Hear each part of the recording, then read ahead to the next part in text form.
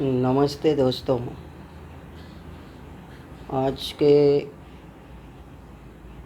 इस वीडियो में मैं एक काफ़ी इम्पोर्टेंट सब्जेक्ट पे बात करने वाला हूँ। आप लोगों को मालूम है कि अभी का जो ज़माना है, आज के सन 2020 के जो हालत है वो पूरा एक वैश्विक महामारी के तौर पर चालू है और सब लोग परेशान हैं। ऐसा कोई आदमी नहीं है जो परेशान नहीं है। हर एक की अपनी अपनी परेशानियां हैं। मैं एजुकेशन फील्ड के बारे में आपसे कुछ बातें करने वाला हूँ। एजुकेशन फील्ड में भी बहुत सारी समस्याएं चल रही हैं। हर एक आदमी सोच रहा है कि भाई क्या किया जाए, कैसे किया जाए। टीचर परेशान है, पेरेंट्स परेशान है और यकीन मानिए सबसे ज़्यादा बच्चे परेशान हैं, क्योंकि मार्च से शायद ही कोई बच्चा, अभी जून एंडिंग होने को आ रहा है, बाहर निकला हो। हम लोग तो थोड़ा बहुत बाहर निकले, मगर बच्चे तो काफ़ी परेशान हैं। वो तो जैसे पिंजरे में कैद हो गए हैं और उनके लिए बाहर निकलने का रास्ता अभी तो खुला नहीं है। शायद वो खुलेगा या नहीं खुलेगा, इसका कोई ठोस समाधान अभी तक तो कौन से भी देश में निकाला नहीं गया है। और इसीलिए बच्चे काफ़ी मन से परेशान हैं और बहुत सारी चीज़ें हैं उनके मन में, मगर वो आपको बता नहीं सकते। फिर खेलते रहते हैं या फिर टीवी देखते हैं या फिर कुछ मोबाइल पे करते रहते हैं और ऐसी सारी उनकी परेशानियां हैं, मगर वो बता नहीं सकते। तो इसी विषय पर मैं आपसे बात करने वाला हूँ। पेरेंट्स और स्टूडेंट या विद्यार्थी, इनके बारे में हम जब सोचने लगते हैं तो बहुत सारी चीज़ें खुलकर सामने आई। तो एक चीज़ अभी हमें ध्यान में रखना है कि हमारी तो मेंटेलिटी हमने वैसे भी कुछ न कुछ बातें सोच कर तैयार कर ली है, मगर अभी बच्चों को तैयार करना है, क्योंकि मार्च महीने से वो पूरी तरह से एक पिंजड़े में बंद है, कैद हो गए हैं। तो मैं आज पेरेंट्स से कुछ ऐसी बातें करने वाला हूँ ताकि बच्चों की जो हालत है, उनकी जो मेंटेलिटी है, उनकी जो मानसिकता है, वो बेहतर हो सके और आपको भी बहुत सारी चीज़ें बच्चों के कारण जो परेशानी लगती है वो भी सुलझे।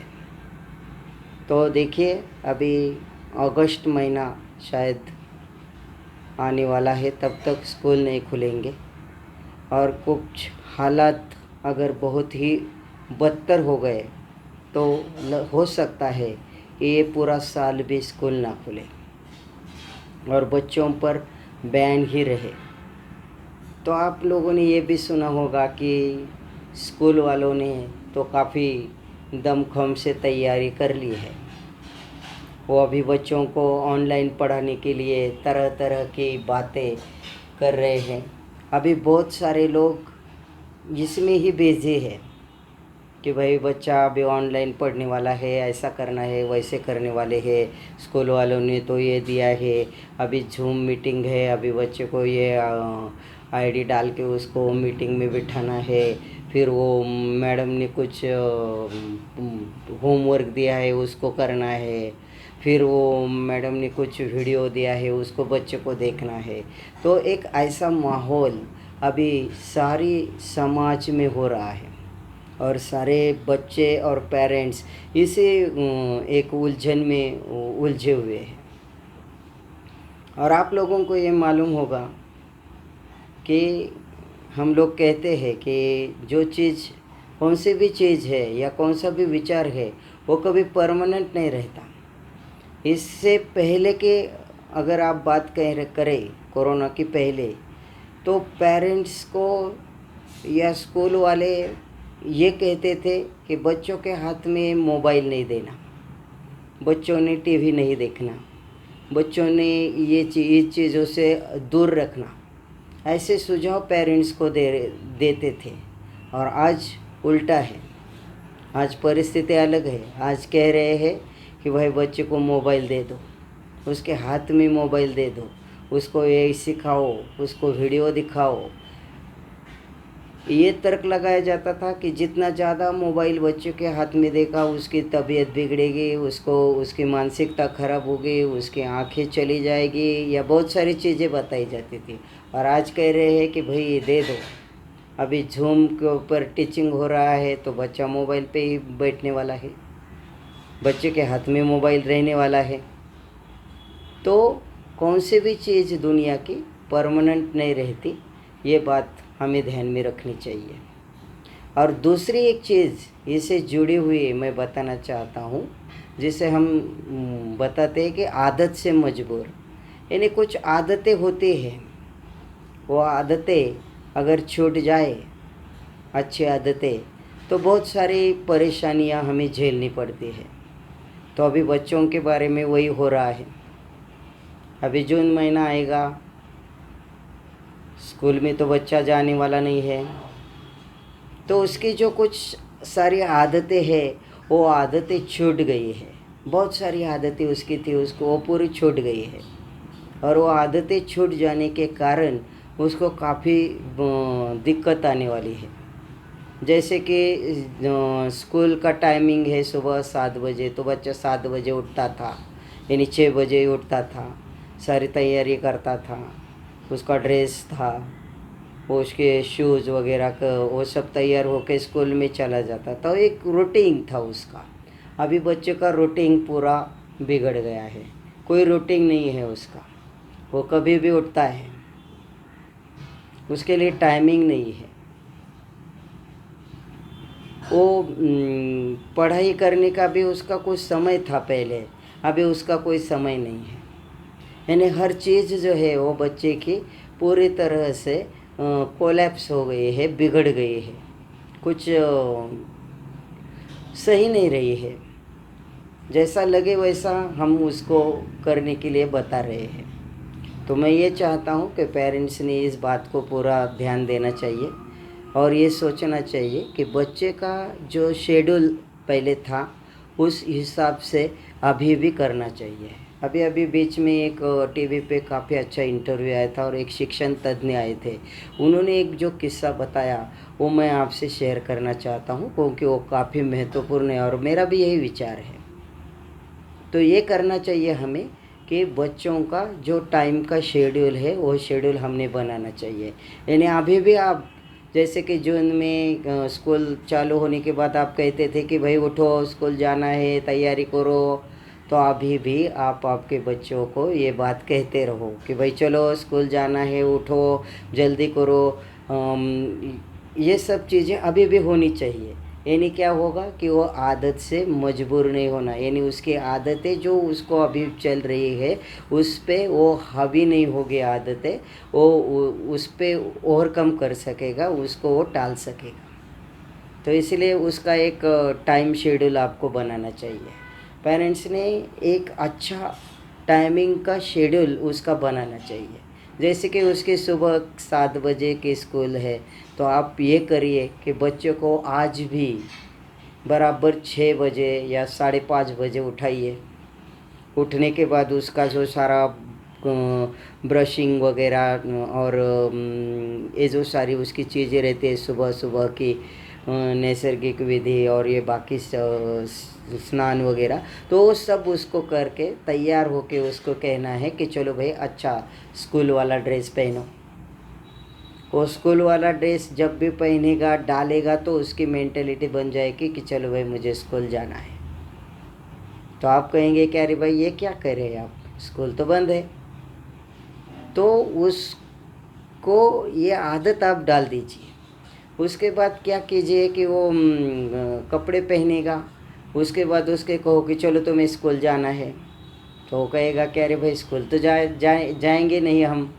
फिर भी आप कहेंगे कि नहीं भाई तुम्हें स्कूल जाना है, तो बच्चा तो समझ में नहीं आएगा। मगर आपको ये बात उसको समझानी है कि स्कूल तुम नहीं जा रहे हैं, मगर हमारे घर में ही एक स्कूल बन रहा है, या हमारे घर का जो स्कूल है उसमें तुम्हें जाना है।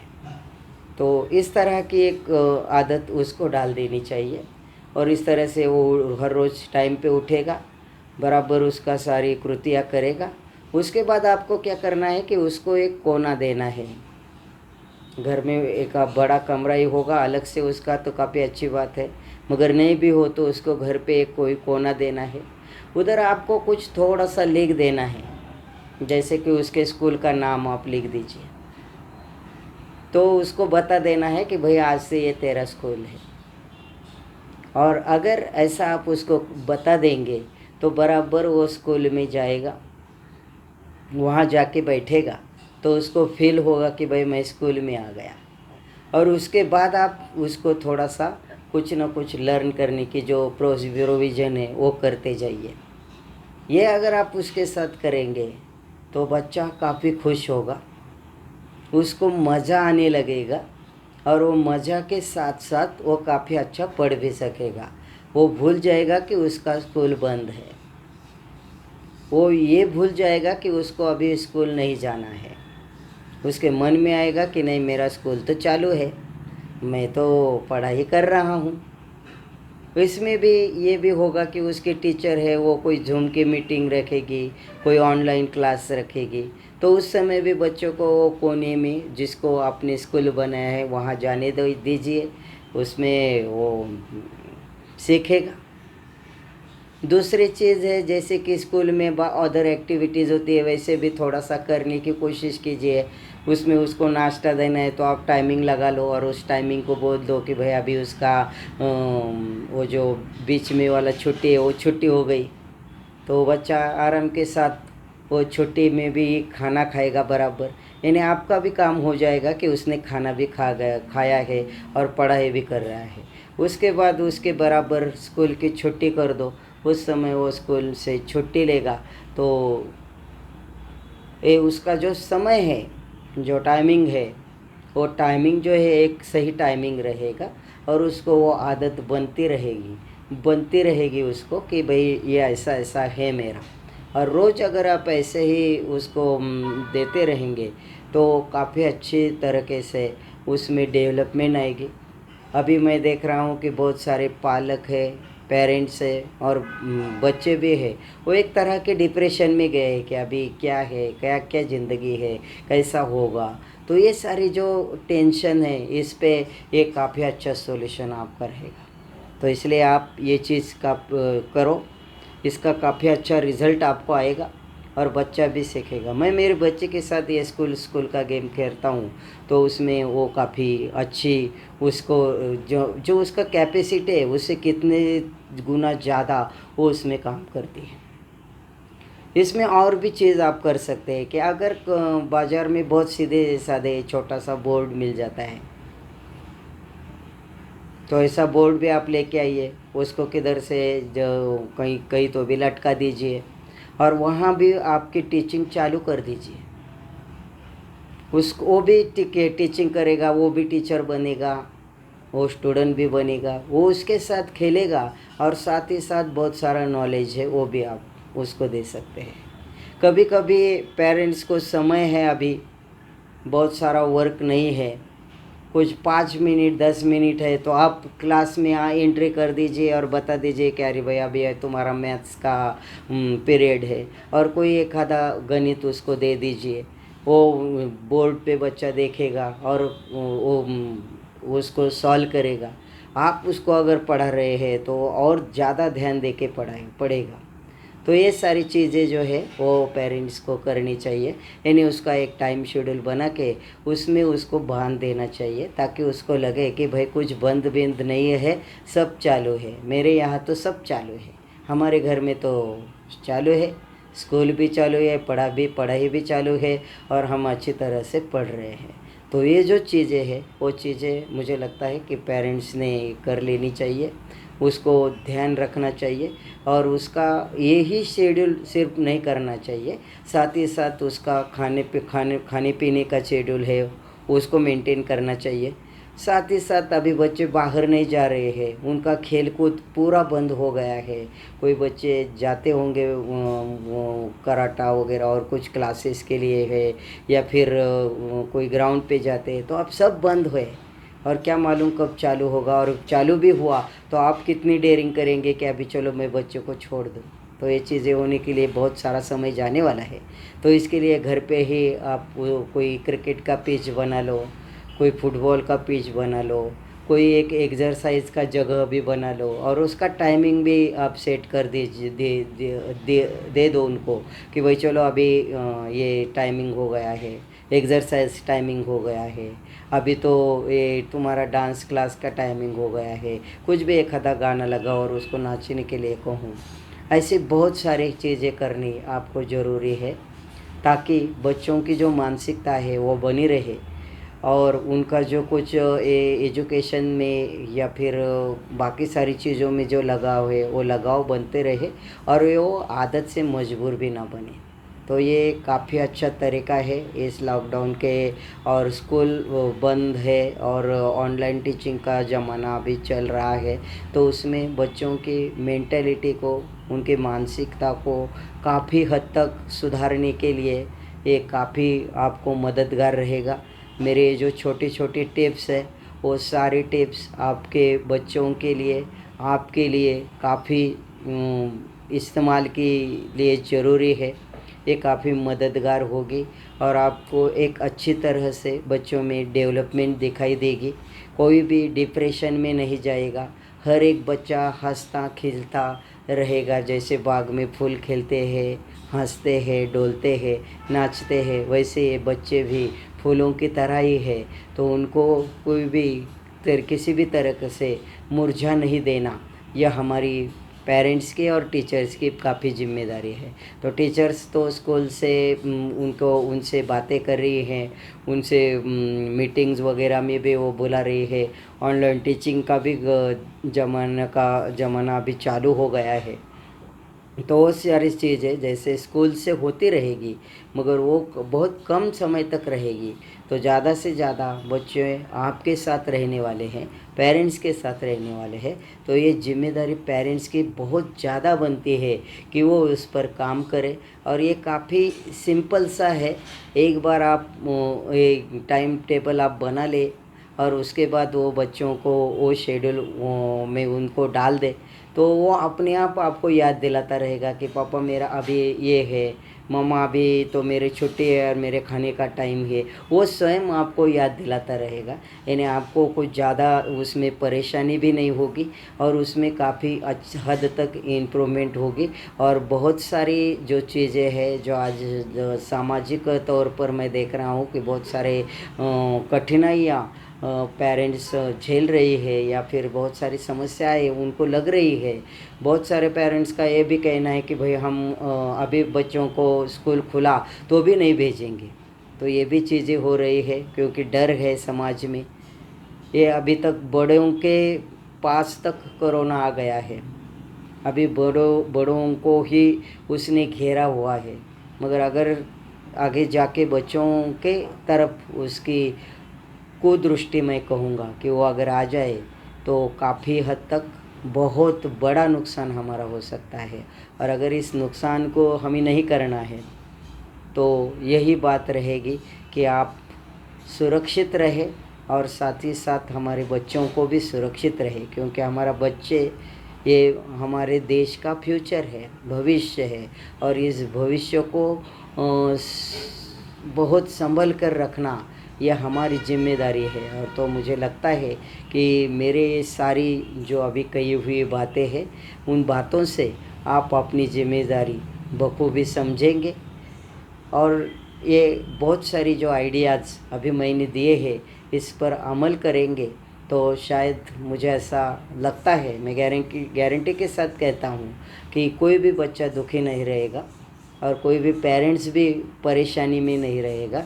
100% ये सॉल्यूशन रहेगा जो बच्चे और पेरेंट्स ये दोनों के लिए काफ़ी सुखदायी रहेगा, काफ़ी आनंददायक रहेगा और इसका बच्चे काफ़ी ढेर सारा आनंद वो उठाएंगे। बीच बीच में वो टीवी भी देख सकते हैं और भी कुछ चीज़ें कर सकते हैं। तो ये सब चीज़ें करते रहने से उनकी जो मेंटेलिटी है वो मेंटेलिटी डेवलप होती रहेगी, उसमें कोई रुकावट नहीं आएगी। और मैं बार बार ये कह रहा हूँ कि जो आदत से मजबूर होकर जो जीने की एक आदत उनको पड़ जाएगी वो तो पूरी तरह से निकल जाएगी और हमारा जो देश का भविष्य है वो काफ़ी हद तक हमारे हाथ में ही, घर में ही काफ़ी सुरक्षित रहेगा। तो ये अभी हर बार कहा जाता है घर में रहो सुरक्षित रहो, तो हमें सुरक्षित भी रहना है और साथ ही साथ हमारी मेंटेलिटी, फिजिकल कंडीशंस उसको भी हमें काफ़ी हद तक बढ़ाते रहना है, बरकरार रखना है। और ये सारी चीज़ें अगर हम करेंगे तो बच्चे काफ़ी खुश रहेंगे और उनका जो एक डिप्रेशन वाला जो दौर अभी चल रहा है वो पूरी तरह से ख़त्म हो जाएगा, काफ़ी खुशहाल ज़िंदगी वो जिएंगे। तो आशा करता हूँ कि मेरे ये सारे बातें इस वीडियो के माध्यम से जो मैंने आपसे कही वो आपको अच्छी लगी होगी, उस पर आप अमल भी करेंगे और इसका बहुत सारा फ़ायदा भी आपको हो, यही इच्छा मैं भगवान से रखता हूँ। प्रार्थना करता हूँ कि इस तरह की कोशिश आप करें और इसका काफ़ी हद तक आपको फ़ायदा होगा, वो फ़ायदा आप ले। धन्यवाद। जय हिंद, जय भारत। भाग्योदय नॉलेज पॉइंट को सब्सक्राइब कीजिए और बेल आइकॉन को दबाइए ताकि लेटेस्ट वीडियो आप सबसे पहले देख सकें।